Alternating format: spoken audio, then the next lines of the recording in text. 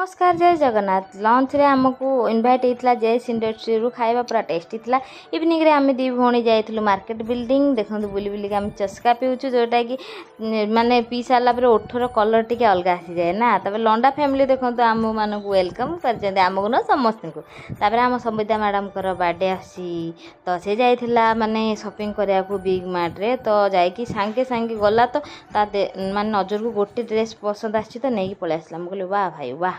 तापरे सबिता मैडम 200 टंका गोटे कुर्तीर दाम थिला जेहेतु कि माने 200 टंका हिसाब रे कुर्ती भी ठीक ठाक थिला। आम दीटा नहीं पलाई तो मुझे सबिता मैडम को कहली टिके ठिया हुंतु फोटो उठेया तार तो मूड नहीं छाड़ से फोटो उठेला ही नहीं तो आम दी जन राति 9टा बेले फेरिलु घर को। तो ये देखु जो हाईवे रे केते सुंदर माने लाइट तिरंगा कलर लाइट सजाई जे लिचु लाइट रे मस्त लगुच देखा। तो जय जगन्नाथ देखा।